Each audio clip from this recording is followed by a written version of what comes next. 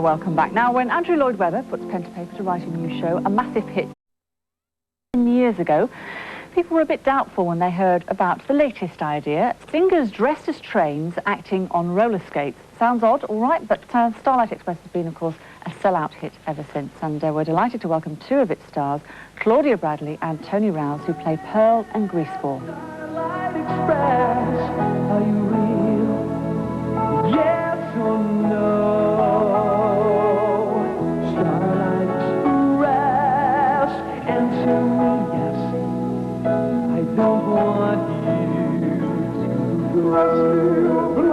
Woo! I have to say that's the most dramatic entry we've ever had of anybody on this show. You look fantastic. Thank you. There's such wonderful costumes. It must take a fair bit of time to get the old slap on and the costume on there, does it? I'd say about an hour all in all, about half an hour for the makeup and then the wig and the costume. Such fiddly little things and the time mounts up. They are wonderful, actually, aren't they? All the sort of, what do they call those things? Wonderful to look at. They're a little bit... Well, these are buffer things, basic. aren't they? Well, they're buffers, but they're basically wrist guards because we have to be protected. Right. So elbow pads, knee pads, and these are a form of wrist guards just in case we fall. Yeah, and the wig's wonderful. I was just looking at it earlier on because you get this thing which you don't normally get with wigs, which it looks like you've got a natural hairline there. But actually, if you look very closely, it's got sort of gauzy stuff. lace-fronted wigs. Yeah. Very expensive. Yeah, and yours is amazing. It looks quite heavy, actually. Thank you. Yours. It is. Yes. Yeah. Yes. What's it made of? It's lycra. Some of it's Yeah. lycra. Knee bowls, obviously, reinforced plastics. Wherever we can get protection, you know, we have to have it. But the jacket's quite heavy. Once I have a race pack as well, that weighs about 40 pounds, and I have to Wow. race in, so it's like an army backpack Yeah. skating around. Quite expensive to make, I would think, those costumes. Very, very. Sort of yeah. thousands. Absolutely, which is probably why they encourage people to stay in the show for a few years, so they don't have to renew them. Now, tell us a bit about the characters that you play. My character, basically, I'm the brand new girl, the brand new train, and my whole storyline basically is searching for my dream train, for my engine. And I mean, the subplot, there's the races that happen to find obviously the fastest engine. And we all introduced, I think they've simplified the story a lot more now. It's changed a lot, hasn't yes. it? Yeah, I didn't see the old show, but yeah, the new The show story is is, quite simple basically to follow. simplified to just a race.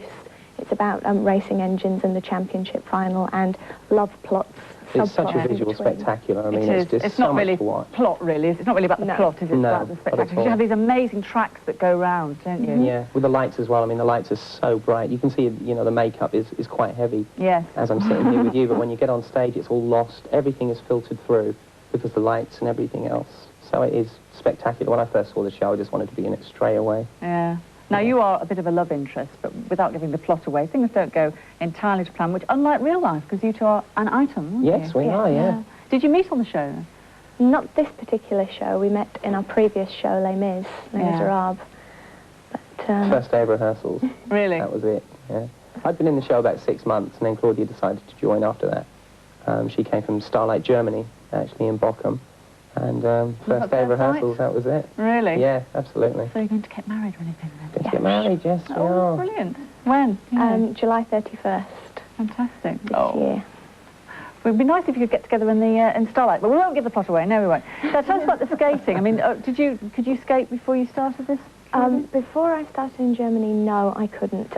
They do actually organise a skate school. You have to audition first, and then they obviously filter people through dancing auditions and vocal auditions.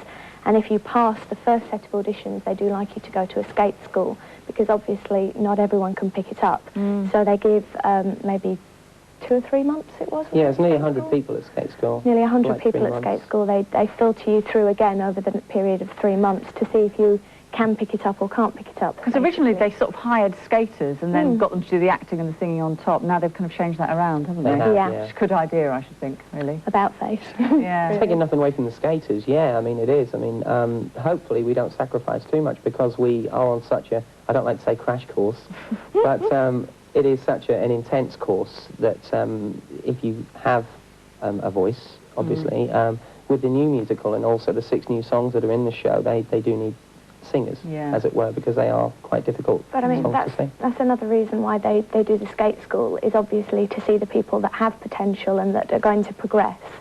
and people that aren't, because, I mean, I think everybody in the show at the moment, it's a very high standard of skating, because they've, you know, filtered through and seen that they're going to progress in one way or another. Was it a bit scary at first doing it there, Tony? I mean, having gone through the crash course. Scary isn't the word for it. At first, yeah. I mean, the first week of skate school, I just remember thinking, why am I here? Because I was doing Les Mis as well at night. Wow. And it was such a contrast to come in at 10 o'clock in the morning, Pineapple Studios, and be skating and just falling over all the time, and going back to do the show at night, all battered and bruised, you know, thinking, is it going to be worth it? I was going to ask you about that, actually, because it is. I mean, it's a very physical thing, isn't it? Lots of contact. You've been injured then? Yes, I have. In skate school, I was injured. I ripped all my tendons in my ankle. Thankfully, on the set, had a few falls, yeah. But if you take them in your stride, the audience will laugh with you. But there is a risk. We race so close behind each other. We race at anything up to, I'd say, 20, 25 miles an hour. And we're so close to each other that if somebody goes, it's very likely that the person behind is going to go as well. So 3 or 4 people could possibly get injured at any one time, yeah. How about you, Claudia? Have you escaped somehow? I've had a knee injury, which I was off for about 7 weeks with that. That was quite serious. And also my head, I fell in one of the races, and I hit my eye, and they wouldn't let me go on stage for 3 weeks. They said I was too ugly. Oh, no. I literally had a football on the side of my face. But well, let's see what you look like underneath all the makeup. This is you in, we have pictures of you in real life. Oh, what a stunning couple. You look so different, right, Claudia. You look so different, don't you? I mean, nobody would recognise you on stage, would they? I mean, people don't recognise you when you leave the theatre, actually. They recognise you, I have to say. You're more like yourself. Yeah. You know, pink wig, then they don't recognise me much. I would imagine it's quite good for the figure, though, this show, isn't it? Oh, definitely. I put on 2 stone when I went into Les Mis.